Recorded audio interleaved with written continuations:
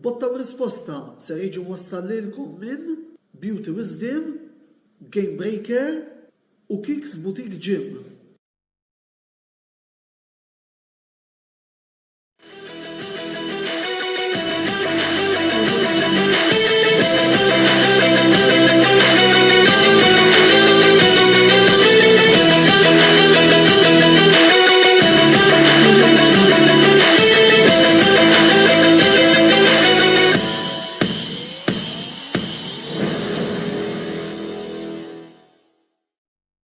Onorevole Salmilkom jagħtikom merħba 27 episodju ta' Botta u Risposta fejn il-lejla se nkunu qegħdin nitkellmu fuq il-logħba Inter Juventus se tintlab nhar il-ħadd li ġej u mhux biss. Fil-fatt sewwina u sew Mark li l-lejla Mark Xkemri li l-lejla qiegħed jagħmel il-programmi kif qegħdin ħana nsejħulu hekk. Nikko-preżentaw il-programm ser ikonna diversi temi illi sejrin nittrattaw qabel xejn Mark. Qabel ma nibdew nitkellmu fuq il-logħba per se li għandha kemm intemmet bej Freiburg u Juventus. Insellem lek kif inti? Nsellem lilek u nsellem lis-segwaċi kollha kemm tal-Kamra Sportiva kif ukoll in partikolari ta' dan il-programm ukoll. Mela, qabel ma nibdew nagħtu ftit ħarsa l-ewwel nett infakkarkom li kull min irid jistaqsi xi domanda rigward il-logħba Inter Juve, rigward Juve Freiburg, rigward ukoll il-polos ta' Champions League jista' jagħmel dan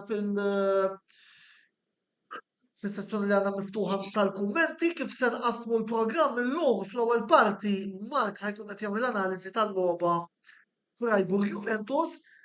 Fit-tieni parti ħan nitkellmu fuq il-logħba tal-ħadd bejn Inter u Juve. Fit-tielet parti l-ewwel nisimgħu x'kellu xi jgħid il-Kopajt Chris fuq il-telfa li Liverpool kisbu l-bieraħ kontra Real Madrid u mbagħad nerġgħu nitkellmu fuq il-polozz ta' Champions League u tal-UEFA Europa League speċjalment illi ser ikollna għada wara nofsinhar.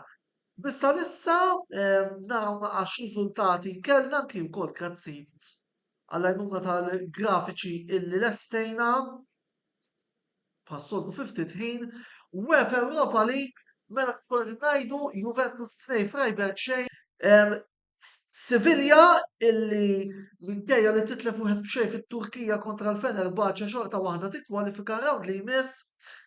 Marcus Rashford jiddeċidi l-logħba bejn Real Betis u Manchester United li wkoll jikkwalifikaw b'mod komdu fejn Oldja tusseba lil Shakhtar Donetsk u jikkwalifikaw ukoll għal kwarti tal-finali bħalissa fost l-oħrajn hemm għaddejjin il-logħbiet Union Saint-Gilloise, Union Berlin, Ferencváros Bayer Leverkusen, Arsenal Sporting u Real Sociedad Roma. James Sajd ukoll ħajkun qiegħed jaġġornana fuq il-logħbiet li ħajtlabu f'Londra, ġewwa Spanja kif ukoll ġewwa l-Belġju fejn tajjeb nirrimarkaw illi f'nofs il-ground għal Union Saint-Gilloise bin-numru 10 titlab il-plejer internazzjonali Malti Teddy Tewma. Fil-UEFA Europa Conference League Fiorentina jelbu l-Sivasspor 4-1, Poznan 3 Djurgården xejn, Slovan Bratislava u Basel għaddejjin fil-ħin miżjud l-iskor huwa dak ta' 2-2. Qegħdin taraw ukoll fil-grafika l-iskor ma nbidilx u fost il-logħbiet li hemm għaddejjin bħalissa għandna West Ham Larnaca, Alkmaar Lazio, Nice Sheriff u Villarreal Anderlecht. James Sajd ukoll se jkun qiegħed iżommna ġġornati fejn possibbli fuq il-logħbiet li hemm f'Londra u fl-Olanda biss anke aħna knafu xi riżultat ukoll sakemm ikunu qed inkellmukom ħanitlu ukoll biex naġġornawkom. Premier League Darts illi llum qegħdin fl-azzjoni ġewwa Nottingham. Dimitri Vandenberg 6 nispin l-erba' kwart tal-finali bħalissa għaddejja il-kwarti finali l-oħra bejn żewġ plejers ta' Wales illi huma Gerwin Price u Johnny Clayton bħalissa Price qiegħed 5-4 minn fuq biss qegħdin letteralment fl-aħħar battuti ta' din il-logħba. Infakrukom illi Dimitri Vandenberg se jkun qed jilgħab kontra ir-rebbieħ tal-logħba bejn Price u Clayton biss fuq hekk ukoll. Se ninfurmawkom iżjed tard. Mela, jiena issa naħseb li nitkellem biżżejjed, nitfu l-istakket tas-soltu li introduċi l-partita Freiburg Juventus.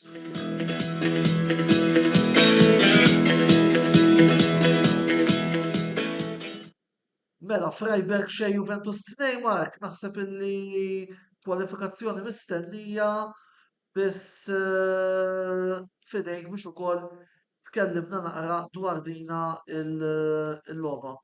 L-ewwel ħaġa niskuża ruħi magħkom li kelli l-mobile minn xogħol għax qiegħed inkollu rasi l-ispell qed nipprova naqra l-intervista li jkun hemm mal-coach wara l-logħba imma għadhom kemm fis-siti soċjali li s-soltu nqallef fihom jien u anke ġej nipprova nqalleb through Facebook għadni ma rajt xejn, biss però ħaniġi għall-logħba. Mela, ġo l-Ġermanja il-Juventus jelbu l-Freiburg bil-skor ta' 2-0 fit-tieni lek tal-ottavi di finali ta' l-Europa League biex bekk għaddew għal kwarti tal-finali ta' din l-istess kompetizzjoni b'aggregate score ta' 3-0 wara illi fl-ewwel logħba ġo Turin il-Juventus kienu rebħu 1-0. Mela, il-logħba tal-lum, speċjalment fl-ewwel taqsima, nazzar ngħid grazzi kbira lil Szczesny fil-ħin inizjali li ġabballum ta' Superman ngħidlu jien għax l-iskor kien għandu xejn u kif fetaħ l-iskor dak il-ħin il-logħba kienet setet tmur f'kull naħa u qed ngħidlek kieku sa dak il-ħin l-aggregate kien jiġi 1-1. Ma kellux ikun hekk. Mal-ħin Juventus bdew joqogħdu kemm dak ix-xut minn barra ta' Locatelli wkoll u kien hemm anke il-gowl li jien fl-opinjoni tiegħi ġustament kellu jiġi mħassar ta' Vlahovic ukoll biex imbagħad minuta minn tmiem l-ewwel taqsima Gatti kellu x-xut tiegħu jaħbad majdej Gulde jekk idili nispelli kun jumu tajjeb li l-plejer tat-tim Ġermaniż jaqla t-tieni karta safra, jiġifieri huma jispiċċaw baxxa minn nies tista' tgħid tieni taqsima sħiħax, ftit kien minn baqa' mill-ewwel taqsima u Vlahovic nazzar ngħid mod fortunat imma penalti b'saħħtu ħafna skurja finalment zblokka wara xi 5 logħbiet mingħajr ma jiskurja gowl. U hemmhekk intemmet l-ewwel taqsima rajna ħafna tannieq speċjalment bejn tannieq qed tgħid għalfejn tissemmi dat tannieq sinifikattiv ma' Vlahovic kemm minn Chiesa, Gatti uraw l-apprezzament tagħhom jew sosten tagħhom lejn dan il-plejer Serb f'dan il-mument xejn feliċi għalih għax nafu li l-mistier ta' kull attakkant li jiskurja sa veru tgħiduli impossibbli jiskurja kull logħba imma sfortunatament meta ma jiskurjawx qishom u l qed jiena kritikajtu ħafna fil-programm ta' nhar il-Ħadd, jiġifieri skużawni ta' nhar it-tnejn għamilt fuq il-logħba tal-Ħadd li mhux qed jiskurja mhux qed juri l-forma, però illum dejna naraw ġejn il-Vlahovic ħanejdu li nixtiequ aħna supporters Juventini. Tieni taqsima li bdiet biss mhux ħanejdlek bis-solitu imma b'show ta' rabja li huwa renomata li huma Allegri saħansitra mar huwa di persona qajjem lil Federico Chiesa minn fuq il-bank għallu inża l-ġaketta bispieċi ta' ħatidħol tilab minnu fih li ma' sostituzzjoni kienet miżmuma temporanjament imma finalment daħal. Chiesa li skurja it-tieni gowl tal-Juventus fil-logħba tal-lum ftit minuti mit-tmiem, ġifieri kien diġà fl-injury time, wara li ftit ħin qabel kellu ballu li ħabat ma' jdej il-goalkeeper li eventwalment mar mal-minduda u mar Barra biex bekku is-siġilla kwalifikazzjoni ta' min jgħid illi f'din nofs il-ġimgħa Juventus huwa t-tieni tim Taljan wara Napoli li qeleb l-avversarji tiegħu li kienu Ġermaniżi. Nifakkarkom il-bira Napoli jerbu l-Eintracht Frankfurt u llum Juventus elbu l-Freiburg. Freiburg jiġifieri li s-sol Lonet f'xaġa pożittiva verament għandhom ground li laqatni. Kull milu 18 xahar li qed jiġi użat mis-sostituw il-ground tagħhom li kien ilu mill-1954. U ġobni ħafna is-support kalorus tagħhom urew kemm verament dawn in-nies forsi alright Freiburg mhumiex il-Borussia Dortmund jew il-Bayern Munich li tinsem l-iktar ġixtemijiet rinomati Ġermaniżi, imma urew il-qalb kbira li għandhom skoprejt li Freiburg hija l-iktar belt ħadra fil-Ġermanja u l-iktar belt xemxija u din ix-xemx ġabet naħseb ir-risq li t-tim favorit tiegħi. Issa niġi għal Paġelle kif qed nibda mill-goalkeeper Pollak Szczesny li żgur ħaqqu seba' fuq dak is-sejf li ġaf fil-bidu għax kieku ssibru hekk minn taħt ma taf kif tiżvolġilek il-logħba. Gatti nibda bid-difiża li llum ħa post Aleksandro li huwa mweġġa żgur ħaqqu seba' kemm minħabba li l-azzjoni x-xut tiegħu fl-azzjoni wassal għal penalti li fetaħ l-iskor imma anke għal prestazzjoni solida tiegħu.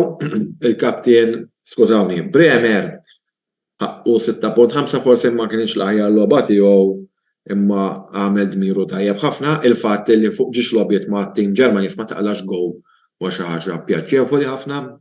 Danilo s-soltu prestazzjoni jekk tgħidu li għażel plejer li tixtieq tiltaqa' miegħu jiena ma tantx jagħmlu bija li niltaqa' ma' plejers. I mean l-ewwel l-arma, ġi anke forsi meta nkun ma' sħabi Turin. Jgħidu forsi niltaqa' ma' plejer ngħidhom jien ma jinteressanix niltaqa' ma' plejers. Imma jekk xagħti saqsini jgħid l-isma' Mark għażel plejer wieħed li tixtieq tieħu ritratt jew tkellmu huwa Danilo. Danilo huwa għandu qalb kbir għal Juventus enormi. 6.5 ġifieri dan diffiċli issib xi tmaqdru. Niġi għal nofs il-ground Quadrado ħaqqu 6 ħadem ġifieri kontjena kemm jista' ġi sostitwit 6 minuti mit-tmiem minn Deċilio, x'ħantih punti għal 6 minuti. Faġġoli ukoll kellu logħba diskreta 6.5. Locatelli 5 kellu dak ix-xut fil-bidu jew f'nofs l-ewwel daqsim ma kienx daqsi kadu kmieni. Ma tantx rajt xi prestazzjoni waw u rajt jintilfu nqablani f'nofs il-ground. Ma nteħx iktar minn 5 llum. 6 minuti mit-tmiem imbagħad għamel id-debut tiegħu fl-Europa League imma għax hu kien diġà ddebutta mal-Juventus l-Arġentin Enzo Barrenechea u mhux ħanti punti. Rabiot 6.5 u Rabiot għamel logħba tajba u kien minn saqajh li wasal l-assist lej Chiesa li għamel iskor 2-2. Issa, Kostic ħaqqu 6, forsi llum ma kienx l-aħjar logħba tiegħu, biss ma stax Schortangegger dwaru. Kien ħaqqu 6 ma ifhimni. Nixtieq xi ħaġa iktar minn dan il-plejer jiena. Fid-9 minuta ġie mibdul minn Mattias Sawle. Vlahovic li llum ħaqqu 6.5 u ħaqqu kull tifħiru nittama li dal-gowl iskur jallu huwa bidu ġdid għalih. Nuża terminoloġija li forsi timmotivah għax ġejjin ħafna logħbu xulxin, speċjalment issa dejna minn din il-round, ġifieri ħakonna x-xahar ta' April mimli kif jgħid il-Malti daqs bajda ġiex logħbiet mal-Inter fil-Koppa Italja, ġiex logħbiet fil-kwarti tal-finali tal-Europa League, paddej għandna ta' ġej għalija ħaniġi nispeċjalem din jgħid u mbagħad għandna logħbi kbar minnhom kollha dawn. Chiesa ħaqqu 7, jiġifieri ftit ħin li għamel fil-ground, 20 minuta għamel fil-ground, veru rajtu tajb, u Allegri ħaqqu 6.5. Jiena li kelli ngħid fuq din il-logħba qedtu nistennew għada l-esitu tal-Polot li ħajkunu fis-sija. Però di ħajkun iktar ċans nitkellmu dwar iktar tard. Li rrid ngħid l-ikbar logħba tal-Juventus nista' ngħidilkom illum f'April ħadkun fit-19 ta' April, sewwa xahar u jumejn oħra, fis-sadej u nofs ta' wara nofsinhar quddiem il-kulleġġ tal-Garanzija tal-Koni. Illum tħabbret il-ġurnata u l-ħin fejn il-Juventus iridu jinstema' l-każ tagħhom biex naraw jekk hux ħajnataw il-15-il punt lura jew inkella le. Jiġifieri daka min-naħa tiegħi, jiena da parti tiegħi l'issa m'għandix nżid xejn iktar. Ngħaddu għal pawsa pubbliċitarja u nkomplu minnu fih wara.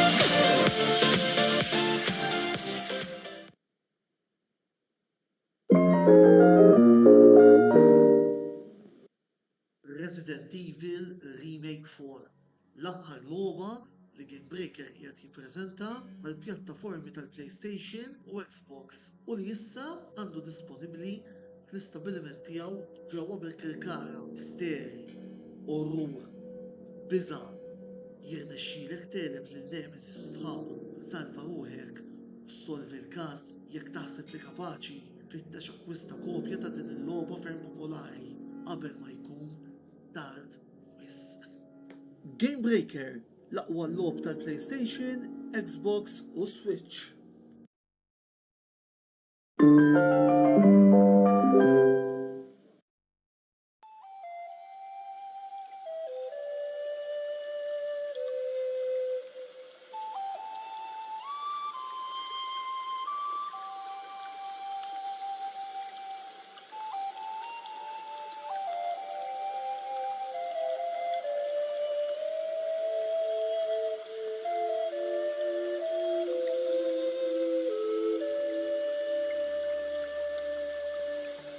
Beauty Wisdom tal-Fgura għall-aħjar prodotti u servizzi ta' sburija.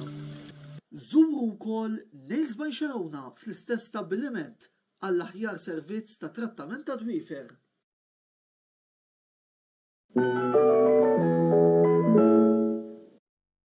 Ilab u irbaħ flimkien mal-kamra sportiva u Kicks Boutique Gym. Kull ma trid tagħmel huwa li tafas like fuq ix-xandira botta u risposta li qed taraw bħalissa u tafas follow fuq il-paġna ta' Kicks Boutique Gym. Jekk tagħmlu dan, intom titlu biċ-ċans li tirbħu sħubija ta' xahar ma' Kicks Boutique Gym li jinsab ġewwa Denny's Shopping Mall fil-Ħamrun. Bir-rebbieħ eventwali jitħabbar fl-ewwel programm tax-xahar ta' wara tas-sensiela botta u risposta. Kicks Boutique Gym, il-post ideali għalik biex issir iżjed b'saħħtek u tħossok iżjed aħjar.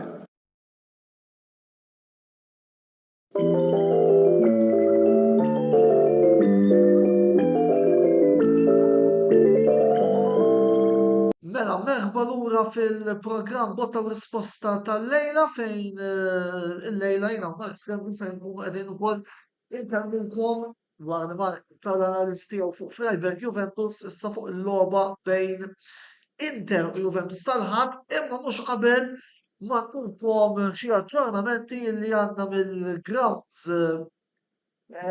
kollha ġewwa l-Ewropa. James Side fil-fatt għalilna illi l-West Ham qegħdin minn fuq mal-Arnaka fil-Conference League, gol ta' Gianluca Scamacca.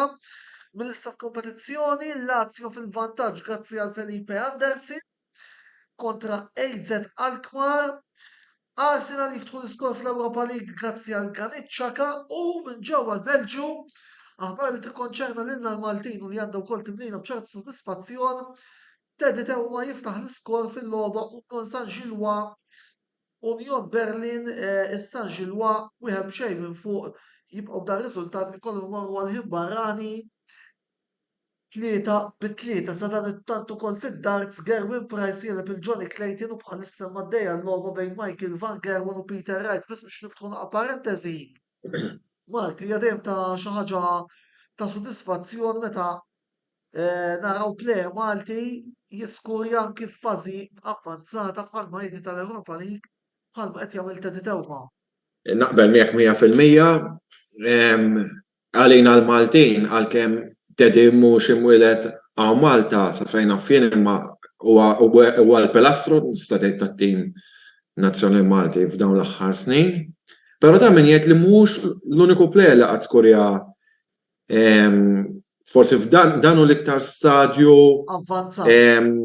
ngħidu avvanzat, però niftakar meta skorja anke Andres Kembrej mat-tim Ċipriot li kien jilgħab miegħu fil-fażi tal-gruppi. Qed nipprova niftakar kienx il-Limassol għax ġej f'dubju jekk kienux Min għalija kienu jew il-Limassol jew l-Larnaca. Għax qed nitħawadhom dawk jekk hux il-Limassol jew l-Larnaca. Imma żgur kien skurja wkoll. Jalla jkun iktar plejers Maltin li jagħmluha barra minn Malta, jiġifieri għax meta huma jtilgħu barra minn Malta hija esperjenza. Fil-fatt qed jgħidilna li kienu l-Apollo li massol. Kif qed ngħid sew jien, thank you li ikkonfermajt li jalla jkun hemm iktar għax huwa taġit għalihom personali li jibnu l-karriera tagħhom professjonali hemmhekk, hemm iktar u iktar għax jiggwadanja t-tim nazzjonali ta' pajjiżna li qed nistennew il-logħba kontra t-Taljani forsi appell il-logħba mal-Maċedonja ma' biktar ħerqa. Biex nissapportjaw lil Malta, importanti, ma niftakru li l-ewwel qabel kollox aħna Maltin. Ħalli jkollna t-timijiet li nżommu magħhom domestikament, l-ewwel wieħed jien marit fuq il-Juve, imma l-ewwel meta niġu nazzjonali huwa tim fejn omna omijietna tawna d-dawl, jiġifieri Malta. Esattament li wkoll inkompli nis-sekonda il-kumment ta' Mark billi l-tim nazzjonali Malti l-aħjar riżultati possibbli kontra l-Maċedonja kif ukoll kontra l-Italja u kif ukoll laqgħet insemmu tim nazzjonali Malti nibgħat ukoll inselli għas-Southend Core immexxija minn din il-merċieqa illi qegħdin jippreparaw ukoll għal dawn iż-żewġ logħbiet. Bismarck, qabel dawn iż-żewġ logħbiet. Keep it up, Dylan u t-tim tiegħek. Għax naf kemm qed tagħmlu xogħol utli, kemm għat-tim nazzjonali tal-futbol u naf li anke eventwalment anke fejn jidħol tim nazzjonali f'disċiplini sportivi oħrajn ukoll. Fosthom ir-rugby li jekk mister żbaljat. Water polo jidhirli wkoll. Għandhom xi logħbiet. Bismarck, qabel international break, jienu inta naqra appuntament. Għanna t-tektik tal-qalb. Għal minn tliet appuntamenti li għanna fi-spazju ta' xarma. Ekku. Inter-Juventus. Inter-Juventus forsi nazzar dan l-istaġun nara ċertu parallelizmu, xiġifieri nara l-parallelizmu. Iż-żewġ timijiet kellhom laps, id-downs, m'hemmx konsistenza fil-li jkunu ġejjin ftaħħom mbagħad jerġgħu jieħdu gambetta. Nibda bit-tim favorit tiegħi. Case in point għandek ġiex telfit mal-Grande Monza li issa qed joħolmu li s-season li ġejda u jistgħu jiġġieldu għall-kampjonat Taljan f'daqqa waħda. Ġifieri daqshekk daw kibrulhom l-aspirazzjonijiet. Imma nikkonċentra fuq it-tim tiegħi. Meta it-tim favorit tiegħi kien ġej minn logħbiet. Is-sena kien jiġu mal-ewwel mhux qegħdin daqshekk il-bot. Però fuq il-Monza mbagħad nitkellmu ma mux l-iskop tal-lum il-Monza. Jena semmejt il-Monza x'għandna ġiex telfiet li ma tantx huma xi ħaġa sabiħa, jiġifieri. Mela meta l-Juventus ġej minn logħbiet 8 rebħiet u mingħajr ma qalgħu goja qalgħu lek 5 man Napli. Mbagħad reġgħu qabdu ġejjin kif qed tilfu mal-Monza. U mbagħad Hemm ħafna ups and downs dak id-draw li veru ma kienx suppost draw ma' Salernitana. Jiġifieri li qed jiġuni bħalissa ġo moħħi. Mbagħad qed tgħidli telfa ma' Roma forsi aċċettabbli, imma hemm kienx hemm konsistenza u l-istess li jingħad l-Inter kważi nazzarda ngħid l-Inter qegħdin naqra iktar pass l-isfel mill-Juventus fis-sens li l-Inter jagħmlu lek lob il-belħuk mal-kbar. Case in point, veru soffru, mux għax kieku l-abbu Juventus ma kienu xħaj soffru, tax ċertissimu li kienu se soffru, ma irnexxilhom jgħaddu ġol Portugal ma l-Porto li għaxaġa pozittiva għal-futbol Taljan, bis però mbagħad naraw ċertu telf fil-kampjonat ma' timijiet ħanejt li mux mandom xej, għaxina l-lum il-ġurnata ħadd ma ngħid li mandu xej, laqas l-aħħar fil-klassifika. Imma forsi timijiet inqas kwotati minnhom ħalli nirranġa klimi. U din tagħmel il-logħba dan kollu xirid ngħid biex nagħmel konklużjoni ta' dan qed ngħid. Il-logħba tal-ħadd taf tmur fuq kull naħa għax nemmen li l-Inter ħajkunu huma l-okkażjoni.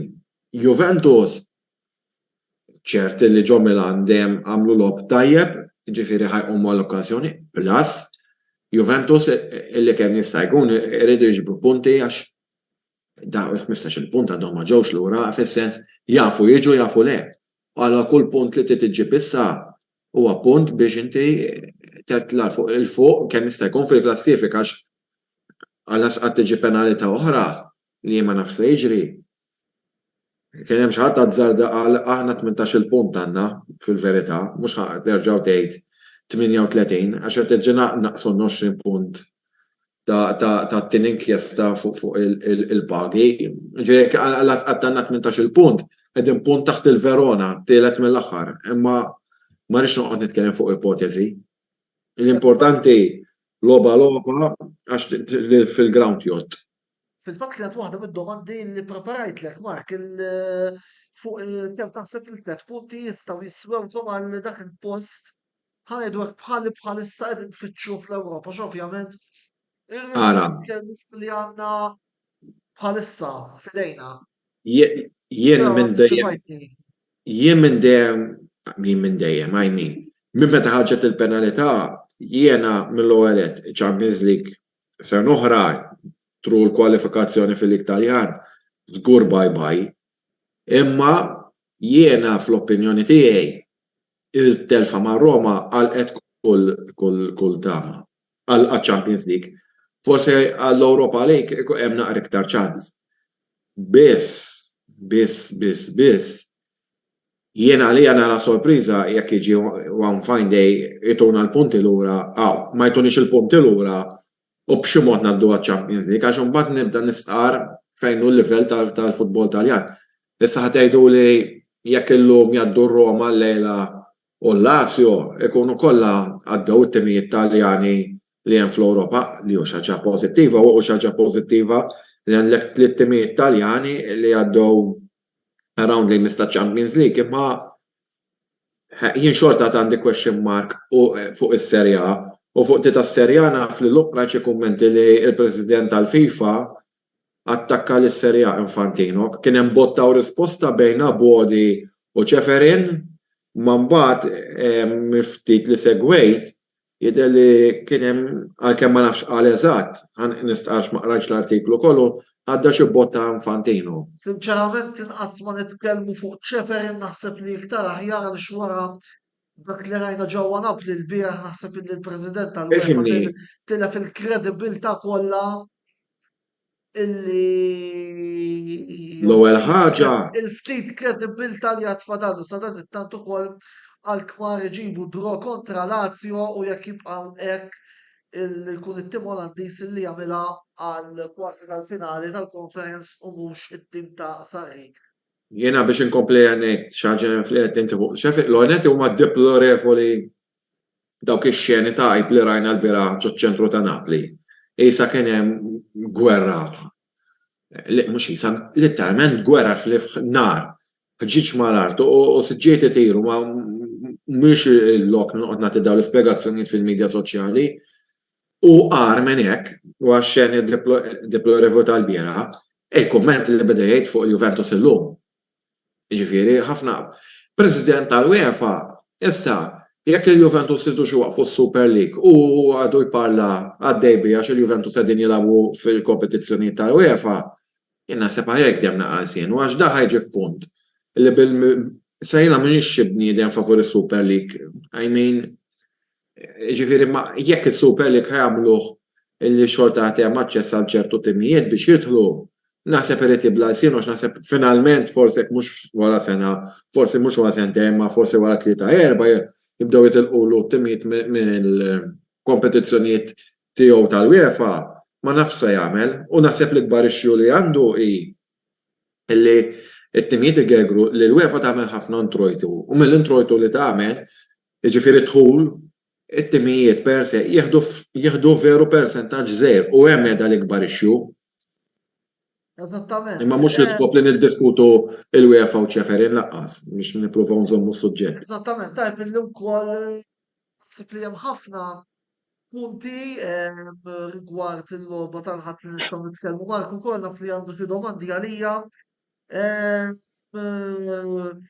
Biss qabel ma nara Mark x'għandu xi jistaqsi, u ovvjament jien għandu wkoll xi domandi għal Mark, kumment żgħir li rrid ngħid huwa li ħafna kotba tal-imħatri qed ipoġġu lill-Inter bħala favoriti issa u fil-każ li l-Inter ħadd ilgħab f'Milan jew le dan qatt irridu naraw għalkemm probabbli huwa plawsibbli Mark. Ma ħadx il-mistoqsija għax ma nafx xi raġuni jew oħra. Kumment li l-kotba tal-imħatri attwalment qed ipoġġu l-Inter bħala favoriti. Ifimni, jiena ngħid li qegħdin viċin ħafna xulxin. Forsi l-Inter ipoġġu naqf tal-favoriti għax qegħdin home, imma mhux qed nara varija kbira belġi timijiet. Sorry għax ma nafx għal xiex inqatet il-connection tal-internet. L-għet jidher li hawnhekk il-konnessjoni qiegħda tajba. Mark Anka tiegħi imma qed nissorprendi ruħi, ma bdejx nisimek għall-mument. ma jimpurtax. Mela, Mark, forsi għandek xi domanda? Jien kon ħansaqsik mistoqsija li forsi aktar psikoloġika għax kont ngħidlek inti taħseb li wara din il-kwalifikazzjoni tal-Inter fiċ-Champions League l-Inter ħajħorġu xi naqra iktar rilassati jew taħseb li jħorġu iktar bħal il-juni lesti għal-ġlieda minn ġlieda sportiva mhux. Biex l-Inter ikunu rilassati, meta tqis illi anki tara l-klassifika tas-Serje A bħalissa u tara illi iva l-Inter qegħdin it-tieni b'50, imma dak il-Lazio b'49, il-Lazio ħatilha bid-derbi qabel u se nkunu nafu r-riżultat tad-derbi wkoll. Il-Milan ħatilha bis-sibt għandha 48, ir-Roma 47, Vonderri meta tqis li hemm dik il-ġlieda fil-postijiet taċ-Champions League illi għadha miftuħa 4 timijiet f'4 punti u l-Inter li se jilagħbu l-aħħar se jkunu jafu x'għamlu Milan Lazio u Roma. Ma naħsibx li jaqbilhom joħorġu rilassati, Mark, pjuttost naħseb nazzarda ngħid il-pressjoni qiegħda fuq l-Inter illi iqumu għall-okkażjoni għal darb'oħra ħalli anki speċjalment Simone Inzaghi għati risposta l-kritiċi tiegħu li anke fil-kampjonat kapaċi jgħid xi ħaġa kif fil-kampjonat kif rajna wkoll diversi punti l-Inter tlifnihom maż-żgħar, jiġifieri. U rrid insaqsik ukoll, għalhekk kont qed naqra Bastoni ħajlab ġralu xi ħaġa, Bastoni ħareġ imweġġa kontra l-Porto u ser kun nieqes għal konfront ta' nhar il-Ħadd kif ukoll sfortunatament għal dawk il-ħafna supporters tal-Inter li kienu qed jistennew ħaw Malta Bastoni mhux se jidħol għal waqfa tan-Nazzjonal. It's a blessing in disguise meta tqis li f'April l-Inter tista' tgħid se nkunu qed nilagħbu l-logħba kull 3 ijiem. Dan ifisser li fil-fema tiegħi għall-inqas id-difiża għandha tkun Skriniar, De Vrij, Acerbi. Minix qed nara iżjed minn hemm. U antiċipajtni għax kont ħansaqsik kont se kif ħatara d-difiża li waħda mill-problemi li jsemmu l-Interisti. Issemmu li il-Darmjan, issemmu li il-Dambrosa kemm Darmjan bir-rispett kollu dejjem jien iktar naraħ bħala laterali, jiġifieri jien idea tal-formazzjoni għandi issa ovvjament ma nafx Inzaghi għandu rasu. U dwar l-attak, Bigrom, Dzeko, Lautaro, kif? Lautaro żgur. Domanda tajba. Jiena fil-fema tiegħi jiena dejjem ngħidlek Lukaku. Imma isu Inzaghi jidher li għandu fiduċja f'Dzeko milli wkoll kif taqbad tajt. Isu bħalissa mhux il-Ledin Dzeko mhux għaddejn forma tajba għada jara 37 sena, nawgurawlu minn issa. Ukoll fil-fattata wkoll se jinsemmuh bi prominenza fir-rubrika tal-Birthdays li qegħdin nagħmlu biss jien fil-fema tiegħi nibda lil Lukaku. U mekk Roberto Chiappa ukoll insellimlu jgħidilna apparti n-Napoli min-naħa tiegħi qed nara inkonsistenza kbira fit-timijiet wara Mark diġà semmiha u jiena naqbel perfettament miegħu. ċerti se tkun logħba kombattuta x'kemm il-Juve u kemm l-Inter tnejn għandhom xi jgwadanjaw u xi jitilfu. Bil-bqija u għad ukoll kumment li jifhem jien mhux se ngħaddih ma nafx xi għaddih Mark Floki. Fih forza Juve percent. Tislijiet Robi. Però insellu għalik jiena naqbel perfettament ma naħseb tiegħek. Roberto. Jiena naħseb li fuq dal-kumment kont qed nitkellem ma' kollega tiegħi reċentament ix-xogħol fuq dal-punt għax dejna ngħidu li kieku m'hemmx in-Napoli li nqatgħu ġifieri u m'hemm l-ebda ġifieri tagħma l-ebda tim ta' warahom. Naħseb li l-kampjonat Taljan issaktux fil-faqar tiegħu jew le qiegħda kulħadd biex l-opinjoni tiegħu. Ikun wieħed mill-isbaħ kampjonati għax naħseb kieku kull nhar ta' ħadd jinbedel il-kapolista. Eżattu. Imma eżatt l-inkonsistenza li konna qegħdin ngħidu. Pratikament fejn taħseb li Juventus jistgħu jirbħu dan il-konfront Mark? Fejn jistgħu jirbħuh? Ġifieri fl-settur tal-ground? Ifhimni, il-Juventus jekk id-difiża tagħlaq tajjeb u jien għandi fiduċja għamja fi Bremer li naħseb ħajkun mill-uħ fost isfir kbir għax dak fis-sajf kellu jkun plejer tal-Inter u ma marx u Danilo li huwa l-mimmi tajnejja quddiem Szczesny jekk nofs il-ground nemmen illi ħarrabju toħroġlu logħba soda u għandek il-Locatelli ma jagħmilx l-iżbali li għamel illum għax Locatelli da season wera li huwa fil-verità leader li ħanqer jiem miegħek meta kienu ġabuh qed tawx ġej qed kemm għamlu fassu mbagħad dan, però dal-aħħar ranġafna mill-lob. Jekk Faġġoli ma damx bih l-emozzjoni għax ifhimni għadu żej. Da mhux għax istaqqa waħda qiegħda niftakru 20 sena. Sorry, ejwa u skurja ma Lecce l-gow ta' rebħa wkoll.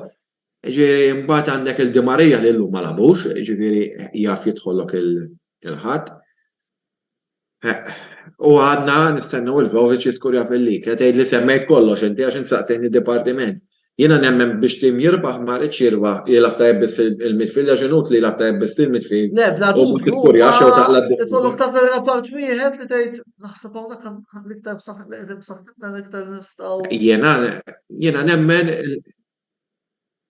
Jiena nemmen li jekk jilgħab u ma jkunx muġuħ, Di Marija jaf jagħmel id-differenza.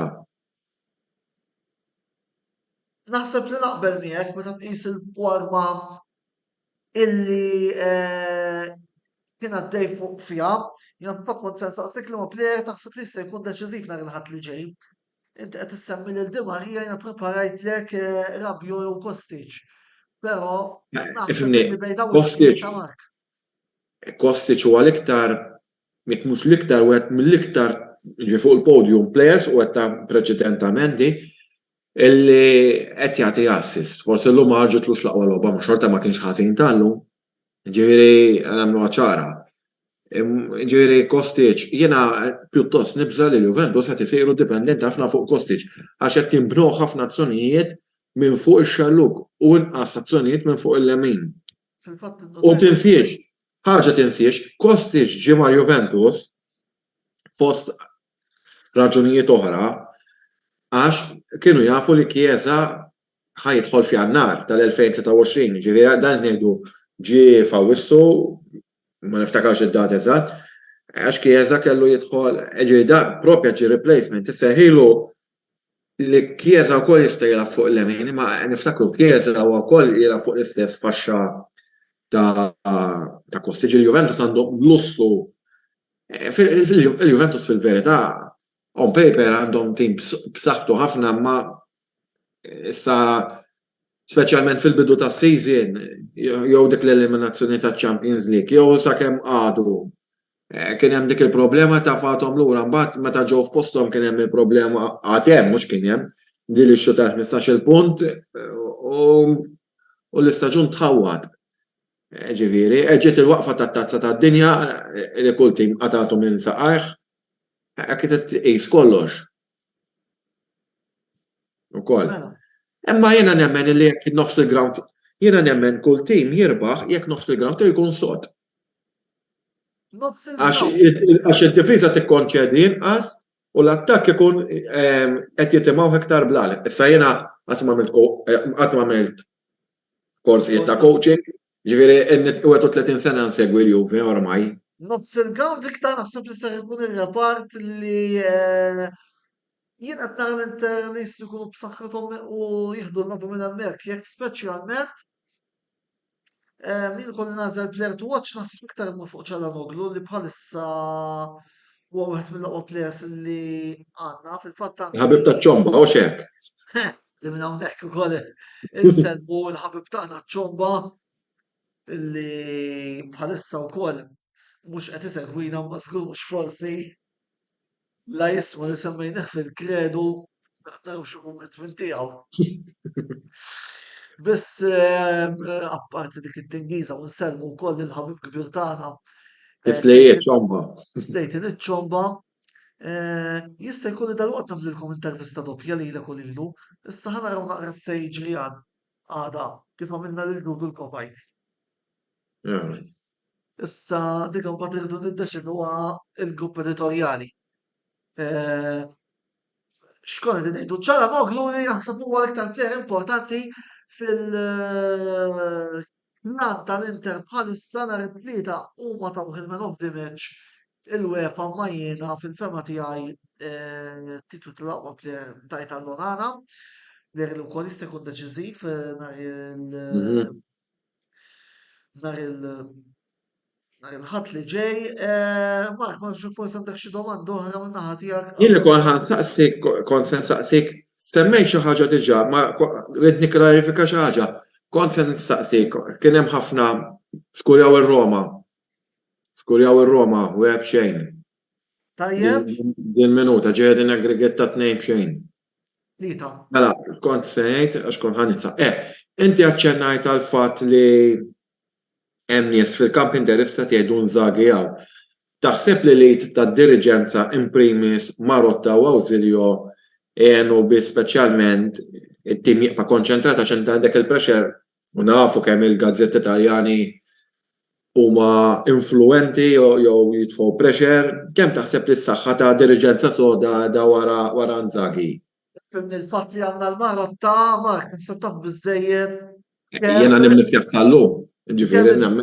Kemm id-direttore huwa bniedem b'saħħtu li minn wara l-kwinti jaħdem ħafna wkoll fuq dak l-aspett. Jiena fil-fema tiegħi mhux ħaniddejjaq ngħid ma jidhirlix li qed tafebda video s'issa imma la qegħdin nitkellmu fuqha. Jiena nħoss li Ir-Roma ħassru elbow. By the way, xejn. Tajjeb wisq grazzi Mark jiena nħoss li huma inġusti dal-ħafna kummenti kontra Inzaghi tgħidu li s-sena l-oħra telef il-kampjonat dis-sena qiegħed 160 punt taħt l-ewwel imma sa dan it-tant.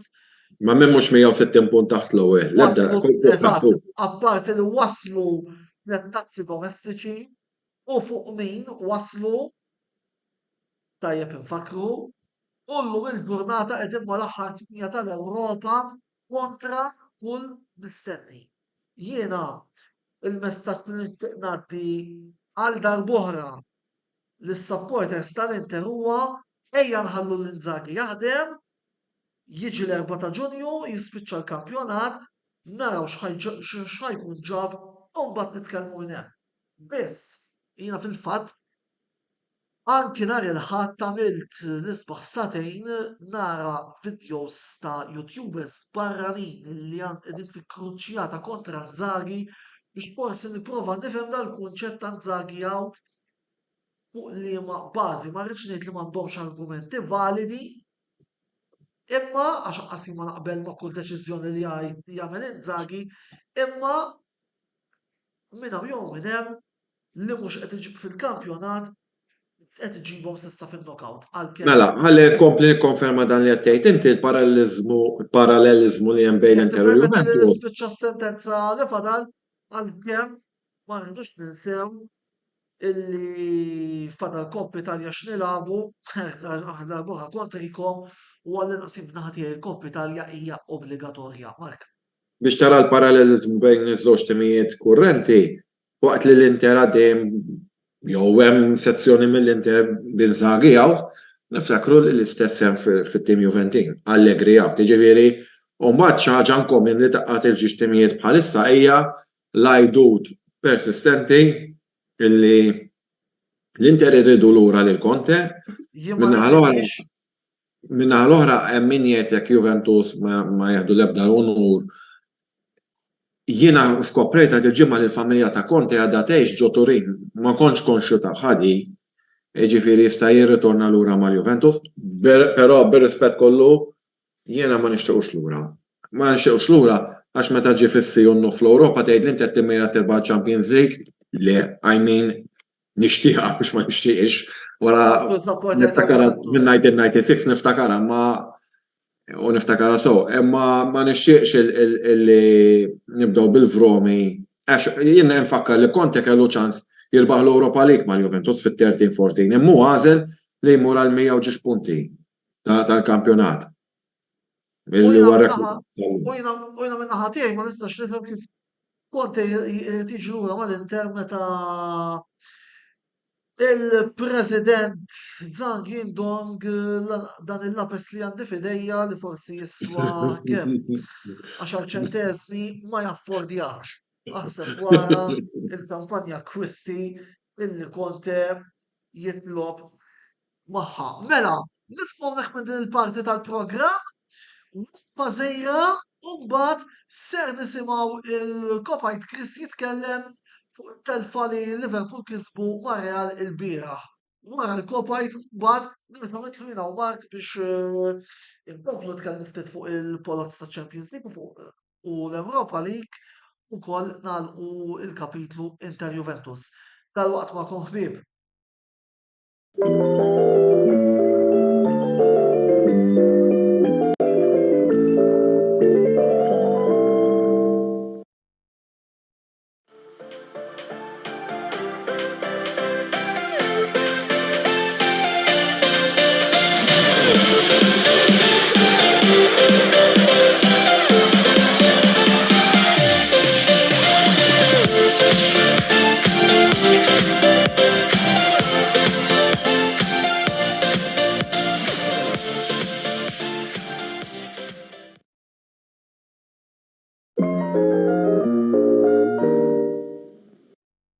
Resident Evil Remake 4, l-aħħar logħba li Game Breaker qiegħed jippreżenta mal-pjattaformi tal-PlayStation u Xbox u li issa għandu disponibbli fl-istabbiliment tiegħu ġewwa bil-Kirkara, misteri, orrur, biża' jirnexxielek teleb lil Nemesis u sħabu, salva ruħek u ssolvi l-każ jekk taħseb li kapaċi fittex akkwista kopja ta' din il-logħba ferm popolari qabel ma jkun tard wisq. Game Breaker, l-aqwa logħob tal-PlayStation, Xbox u Switch.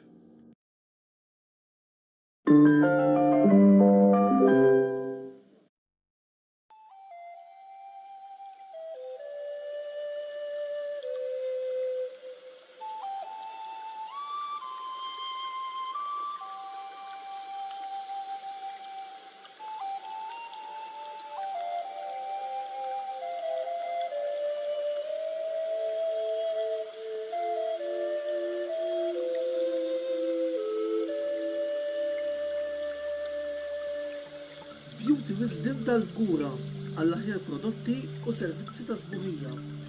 Żuru wkoll Nails by Xerawna fl-istess stabbiliment għall-aħjar servizz ta' trattament ta' dwiefer.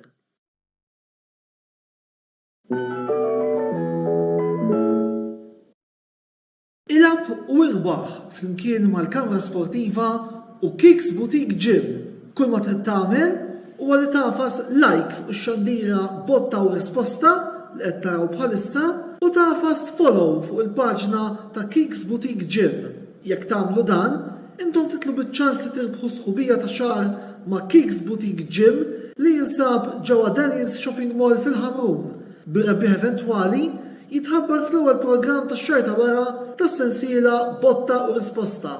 Kicks Boutique Gym, il-post ideali għalik biex issir iżjed b'saħħtek u tħossok iżjed aħjar.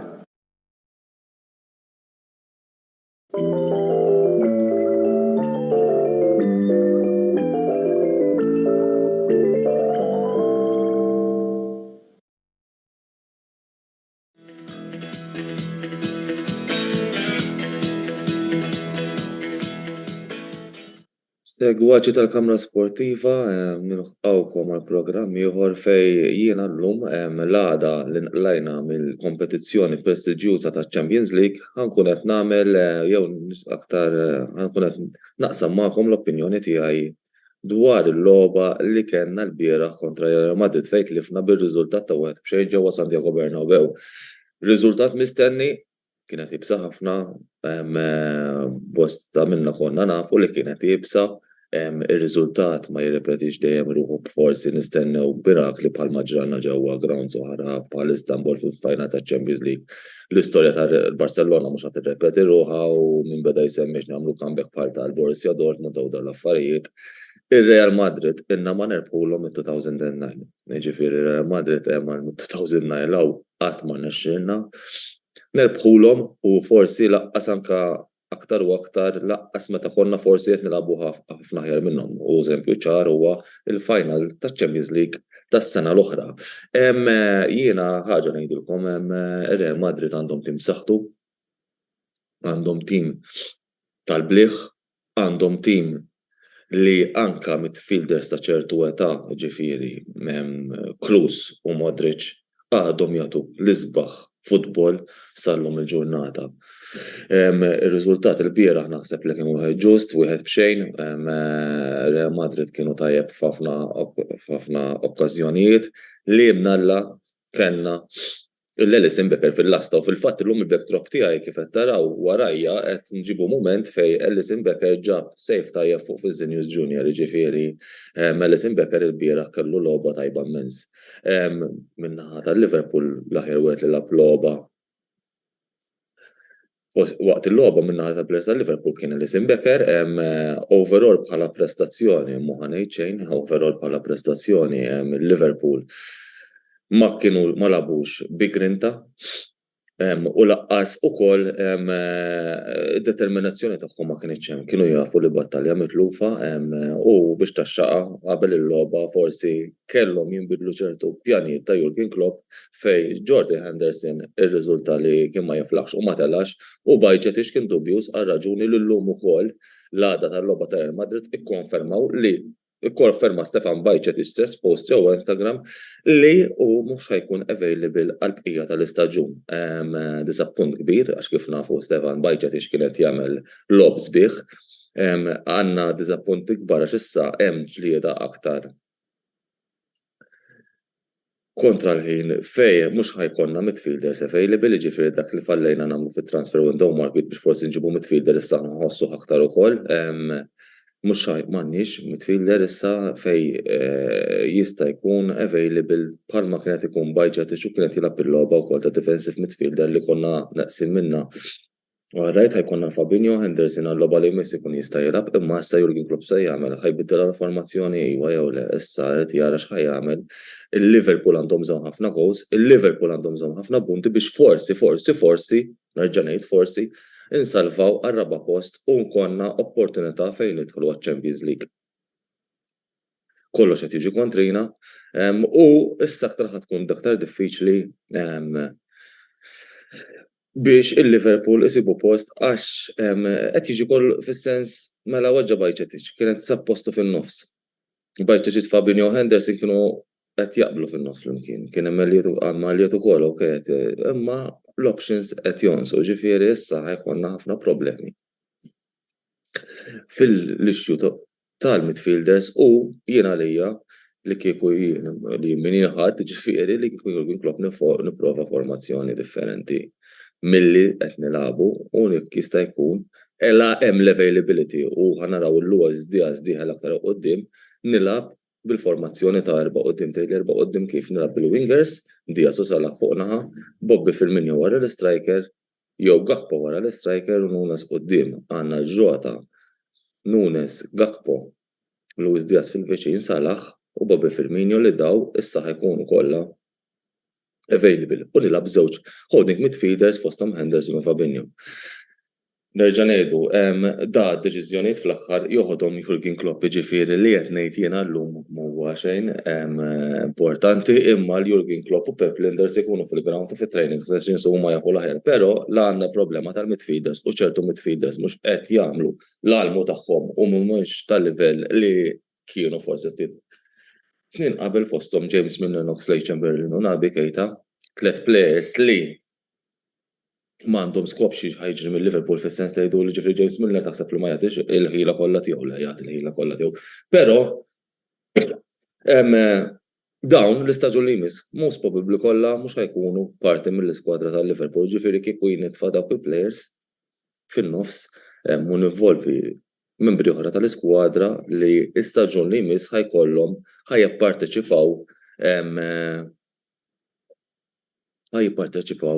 fl-iskwadra tal-Liverpool fil-kompetizzjoni tal-Premier League qed nidħlu f'kompetizzjoni Ewropea u l-tazzi domestiċi l-oħra ġifieri rridu naraw min għandu interess fl-iskwadra għalkemm nerġa' ngħid il-Liverpool jekk ma jżidux rinforzi oħra fit-tim, jekk ma jżidux rinforzi oħra fit-tim, ħambagħtu ħafna.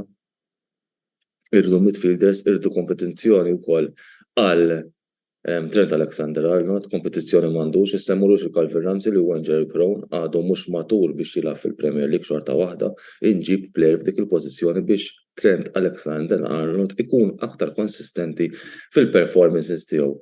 Il-bieraħ rajna il-Real Madrid avvanza round li jmiss għal segwaċi tal-Kamra Sportiva li jżommu ma' Real Madrid ngħidulhom proset kien ġessa biħ ħafna fl-aħħar fej il-Liverpool u Real Madrid fuq l-speakers tagħhom daqqew You Never Walk Alone kien ġest sabiħ ħafna u nawguralhom li jkollhom bqija ta' suċċess fil-kompetizzjoni fil-bqija tal-kompetizzjoni.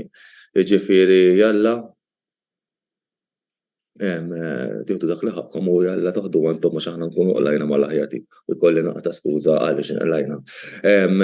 Ovvjament Carlo Ancelotti joħodha meta jrid iċ-Champions League, speċjalment ma' bħal skwadra ma' Real Madrid u nemmen li jekk hu biħsiebu jitlaq man-nazzjonali tal-Brażil, nemmen li Real Madrid l'issa m'għandhomx ċans għalik ħajħallilhom toma tajba nemmen bil-kompetizzjoni taċ-Champions League. Jiena l-favoriti issa huma li aħna qlajna u forsi ħafna minnhom dejjem ħafna minna supporters tal-Liverpool dejjem jgħidu li Liverpool huma hemm sal-aħħar jien nemmen li Real Madrid ħajaslu sal-aħħar tal-kompetizzjoni wkoll nardu ngħidu kollox għandhom biex jieħdu t-tazza għandhom skwadra inkredibbli Valverde Camavinga immens. Għandhom il-Benzema Rodrigo Vinicius Junior, id-difiża tal-bliħ, Courtois, goal eċċellenti li b'xejn ma telbu faċilment. Jiġifieri il-Liverpool forsi li ġihom ħażin l-ewwel round fil-li kienet jerbut ngħid b'xejn u mbagħad kienu ma kienux on alert biex iwaqfu l-iskwadra ta' Real Madrid milli ikomplu li ġabu draw u kabru d-distak ta' 5-2 u l-bieraħ fil-verità dik kienet diffiċli ħafna Liverpool biex jelbu dak l-iskor u aktar ġo ground verament il bħal Santiago Bernabeu. Jiena l-lum ħanħallikom hawn m'għandix aktar xi nżid mill-prestazzjoni tal-bieraħ u narakom aktar tard fil-ġimgħat li ġejjin bil-logħob importanti tal-Premier League fosthom Manchester City jekk min issejjer żball fil-bidu ta' April u mbagħad ħajkollna Chelsea li huma away ukoll flimkien mal-Manchester City ħajkunu away u jkollna logħba importanti oħra fosthom Arsenal li l-Arsenal ħankun qed nilagħbu kontrihom ġewwa darna. Jiena għalija hekk il-Liverpool ma jġibux id-disappunti f'daw il-logħob verament importanti li dawk kollha din qed insemmu teams kollha qabilna il-Liverpool aktar u aktar iċ-ċans li ma jidħlux f'kompetizzjoni preġudizzjuża taċ-Champions League is-sena d-dieħla mhux ħadd tkun hemm ġifieri. Jiena għalija mit-tliet logħbiet li jmiss għandna biex nerbħulhom, ġibna riżultati tajbin dis-sena kontra top teams, jiġifieri jiena l-Liverpool għalija f'daw it-tliet logħbiet iġibu d-disappunti u xejn inqas minn dawk id-disappunti biex aħna jkollna ċans nidħlu fiċ-Champions League li hija l-unika tama li fadlilna l-Liverpool biex forsi ma jkollniex staġun daqshekk disappuntanti. Jiena llum ħallikom hawn grazzi tal-li segwejtuna u bħalma dejjem ngħidilkom u bħalma dejjem nagħlaq l-segwaċi tal-Kamra Sportiva u s-segwaċi tal-Liverpool FC ngħidilkom you'll never walk alone u grazzi tal-li segwuni.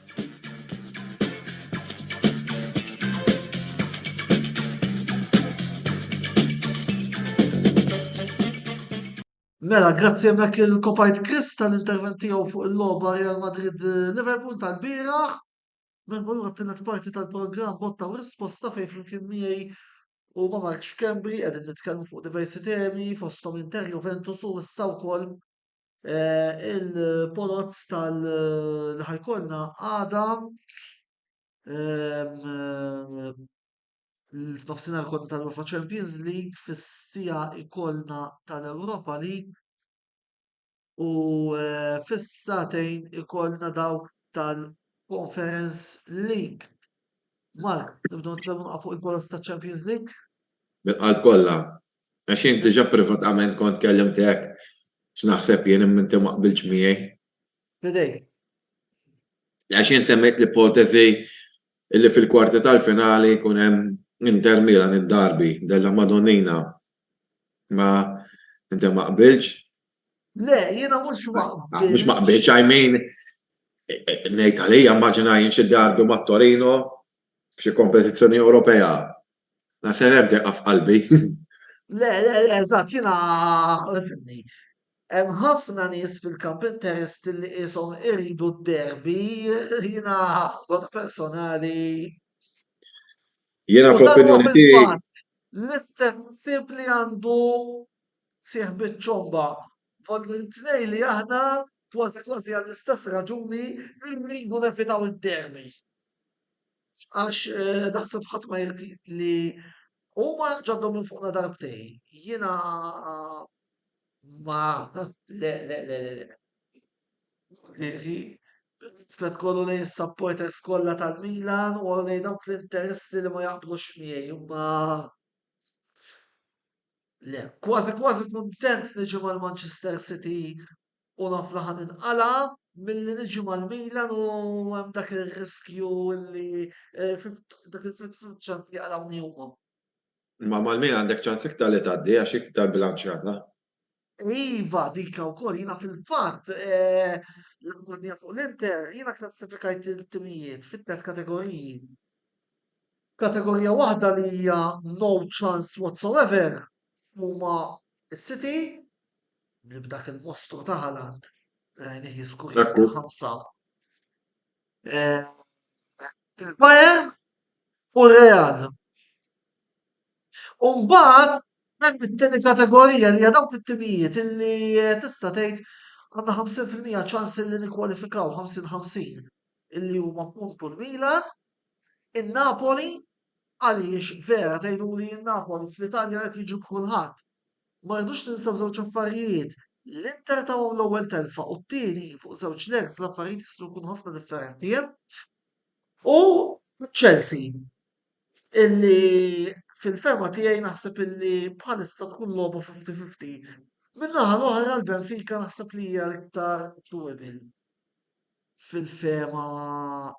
Jiena l-Benfica fuq it-toma qalsa tal-Juventus ma nixtieq nikkumment għax għandhom tim li mill-ewwel li kapaċi jaslu dawn il-fuq. Ma kienx ta' kombinazzjoni rebħu l-Juventus, forsi aħna ninsegwu l-futbol Taljan u binqas forsi attenzjoni futbol Portugiż, ngħidu huwa Benfica u l-Porto u Sporting mhux dejjem bejniethom. Imma jiena privatament kont qed lek daqtim tal-Benfica saħansitra jista' jasal sa semifinali. Dik kienet l-opinjoni tiegħi mhux illum, imma way back fil-ħarifa li għaddiet meta bdew in-nies jiddieħqu bija bil-climate change għax is-soltu nqalgħu l-Juve fir-rebbja ma lajna fil-ħarifa. Le, il-Benfica. Jiena naħseb li Antonello jixtieq jiġu maċ-Chelsea għal raġunijiet li naf jien. Le, naħseb iktar mal-Benfica kolli nażel da fil-ferma tiegħi. Tajjeb ukoll illi ħamilha parentesi wkoll fuq dinha il-kwistjoni nafu bil-porkeri li ġraw ġewwa Oporto fejn anke kien diversi partitari tal-Inter li tħallew barra. Għamilna kuntatt ma' persuna Maltija illi spiċċat inqabdet barra u minix qed neskludi li fil-waqfa jkollna intervista magħha biex ukoll naraw naqra il-verżjoni tal-fatti minn għandina l-persuna għadna qed inkellmu għadna qed nistennew risposta minn għandna. Jekk ikollna risposta fil-pożittiv se naqbdu ntellgħu l-intervista mill-ewwel ukoll nisimgħu fuq din l-esperjenza li hawnhekk illi ir-responsabbiltà iva tmur għand il-Porto imma naħseb li l-UEFA wkoll għandhom huwa propju fuq dan l-aspett li fuq l-ħarakat ta' Jiena biex nżid fuq li tgħid inti. Forċefen għandu joqgħod attent flok joqgħod ippajla żejjed u jiddefendi ċertu hooligans Ġermaniżi. James Said qed jirrimarkalna apparti li Jared Bowen skurja ġiex goals f'temp ta' 6 minuti u l-West Ham qegħdin tlieta b'xejn mal-Larnaca tista' tgħid li għaddew. Benfica b'dak Gonzalo Ramos tal-bliħ naħseb aħjar Chelsea milli Benfica. Ifhimni. Iva u le.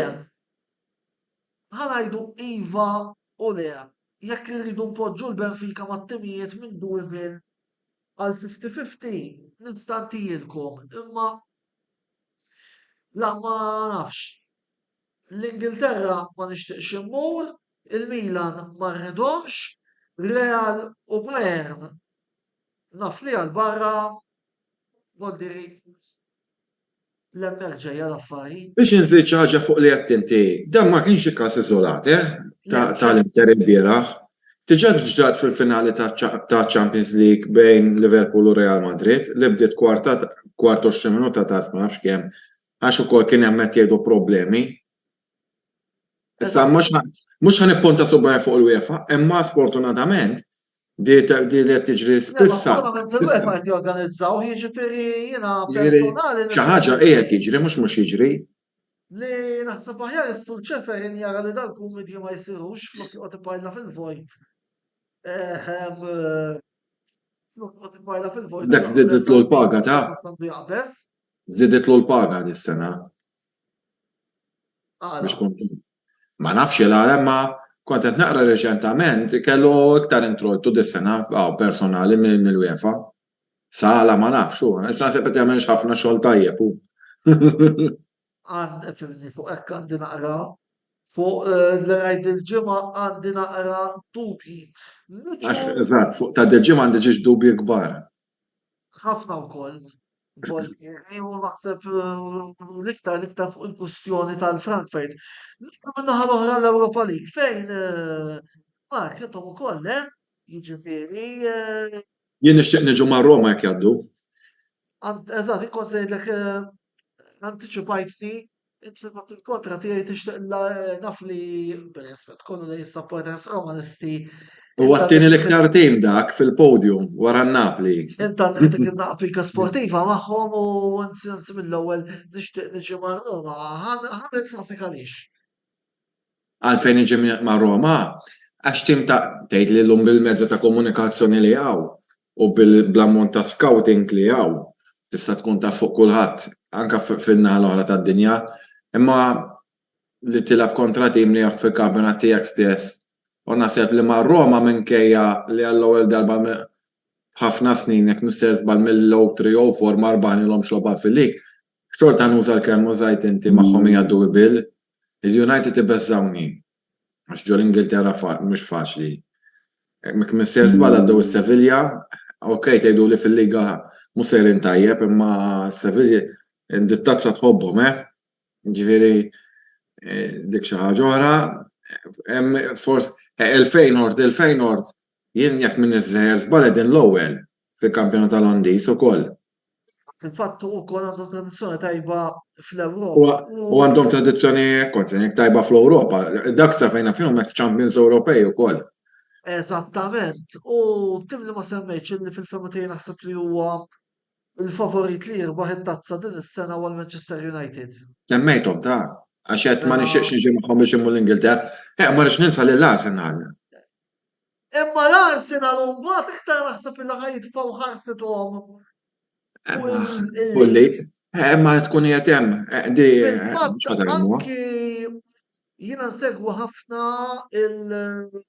filgħodu breakfast show ta' stazzjon Ingliż rinomat waqt li nkun qed il-ħidma ta' filgħodu ngħidu hekk. U issa dik hija l-impressjoni li qed jgħaddu ċertu opinjonisti li l-Arsenal ishom ħajpoġġu kollox fuq il-kampjonat u mhux ħajagħtu daqshekk każ il-UEFA kemm mbagħad irridu naraw Ma fimni ħad tkun qiegħed hemmhekk. il-polots. Fis-sens nifhem tali għad iktar wejt fuq il-lig imma jdawtet kemm ħajwarbu unur Ewropew ta'. Għax l-Arsenal mhux xi tim li jirbaħ unur Ewropew. Bdejt li inti qed titkellem minn tant nies qaleb il-millennium ma rbaħtux bikkerin fl-Ewropa ma l-Arsenal ma tantx jagħmlu n-najb ta' laqqas dan l-aspett. Le, eżattament, jiġifieri minna ħadd jekk ma tixtru l-Ingilterra qed tgħid inti. Ma nxieqx imur l-Ingilterra, jien. Ma tantx għandna tradizzjoni sabiħa aħna ġo l-Ingilterra, ma l-Arsenal niftakar li lajna kemm il-darba anke fiċ-Champions League. Il-United kien hemm lob li mar fuq kull naħa. Le ma tantx toġobni l-idea tal-Ingilterra u Spanja. Idea għalmen paġu l-Italja. Eżattament. Mela, wasalna biex nagħlqu il-programm tal-lejla. Mark, grazzi lilek illi l-lejla kont magħna, grazzi wkoll l-sponsors tagħna illi huma Beauty Wisdom, Game Breaker u Kicks inħeġġixkom biex bħas-soltu tużaw is-servizzi tagħhom għaliex indirettament ukoll tkunu qegħdin tgħinu lilna tal-Kamra Sportiva x'inkomplu ntellaw diversi kontenuti interessanti. Ngħaddu issa għal palinsest tagħna għal din il-ġimgħa li ġejja. Għada fil-għaxija jkollna reazzjoni ta' Ġud Kawki għall-logħba bejn Real Betis u Manchester United u mbagħad tajb infakkarkom illi s-sibt jitilgħu ir-reazzjonijiet tiegħi ta' Mark, ta' Ġud u ta' ċomba għal polots tal-UEFA Champions League UEFA Europa League, ovvjament ser intellawhom ftit is-sif filgħodu. U mbagħad l-attenzjoni tmur għall-logħbiet għall-avveniment ta' tmiem il-ġimgħa. Il-ħadd wara nofsinhar lejt inżammit iċ-ċomba bir-reazzjoni tiegħu fuq xandira rekordjata tal-logħba Udinese Milan. Biex imbagħad il-ħadd għall-ħabta tal-11 jien wara xkembri xandira diretta wara illi nkunu rajna l-logħba Inter Juventus nerġgħu nidħlu on air għal programm Mix Zone fejn hemmhekk ukoll nkunu ħana durazzjoni tagħna fuq il-logħba li tkun għadha kemm spiċċat. Mark jaf ukoll tinsix dik l-istadina li għamiltlek. Iva. Voldiri. Kelmek żgur. Nieħdu pjaċir, voldiri pizza tajba naraw il-logħba flimkien aħna wara kollox. U x-xi aħna bib mill-kamp. Dik il-peperija qatt ma tkun mittiqsa mill-opinjoni sportiva u mhux biss sportiva, appell in ġenerali għadħallu l-opinjoni personali ta'kom ikisruh biberiji, nek huwa l-appell tiegħi għal-lejlek xejn. Eżattament, tinsix li xi darba jina u tirdu nitilgħu naraw interview f'San Siro dik il-weda Dik hija xoqqa tiegħi. Illi qabel jingħalaq San Siro nidħol darba. ma nsejtix. Għax fil-Lombardija tħall darba ġo l-ground tal-Atalanta, imma ġo San Siro ma tħallx. U Ovvjament anke nixtieq nerġa' mmur fil-Gewi Stadium għax issa ġie rranġat. Kien għandu stadju atleti dażżuri dak iż-żmien. Ovvjament fej possibbli. Lura l-palinsest tagħna it-tnejn fid-disa xambira diretta Manchester United Fulham, reazzjonijiet ta' Claude Kawki b'mod irrekordjat u mbagħad ikollna il-reazzjoni għal Grand Prix tal-Arabja Sawdija tal-Formula 1 id-darba ħanidħol jien flimkien ma' Andrew Zart u laqgħet tisibu l-kelma d-darba ħanidħol jiena dik tfisser se joħorġu l-kanuni jekk speċjalment il-McLaren nerġgħu nagħmlu xi wirja diżastruża. Botta u risposta tal-ġimgħa d-dieħla u mbagħad ser janalizza it-telliqa kontra relegazzjoni fil-Premier League. Se jkun programm interessanti nista' ngħidilkom minn issa għandna konfermati rappreżentant tal-Everton Supporters Club stidinna lill-Leeds United Supporters Club Malta u nagħmlu kuntatt mal-klabb lokali tal-Wolves nisperaw li jaċċettaw l-istedina ħalli ovvjament dejjem kollha vuċijiet differenti u d-darba ħanifukaw fuq xi ħaġa naqra differenti. Il-ġlieda kontra ir-relegazzjoni. Mark, qabel ma nagħlqu, previżjoni għall-Inter Juve.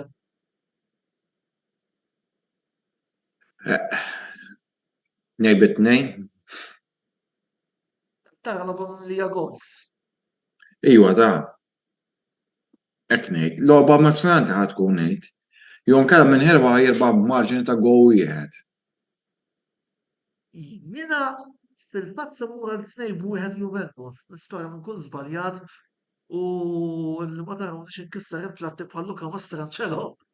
Michael Gordek għal ma tkissirx il-blat fuqi. Il-battuta tal-platti kienet bħala ċajta. Għala kellek ċajta. Ma nafx. Nispera li nkun żbaljatu li l-Inter umu għall-okkażjoni. Bilħaq qabel ma ninsew il-fakkar kull dan il-programm ftit ieħor se jkun fuq YouTube għal daqstant ukoll tinsewx tidħlu hemmhekk u subscribe ħalli ma titilfu ebda mill-kontenut kollu li qed noħorġu 3 darbit erba' fil-ġimgħa tista' tgħid prattikament. Mela, għallum niftuha Mark. Grazzi għall-opportunità. Niltaqgħu miegħek il-fatt għall-programm Mixon. Hija dejjem segwu l-partna tagħna l-diversi aġġornamenti din il-ġimgħa wkoll jispiċċaw it-tazza tas-sitt nazzjonijiet tar-rugby, dejt tabona jkompli jaġġornana fuq l-snooker, Formula 1, Formula 2, voldiri mhux futbol biss għandna ħafna iżjed materjal. Il-lejl tajjeb u ħsieb.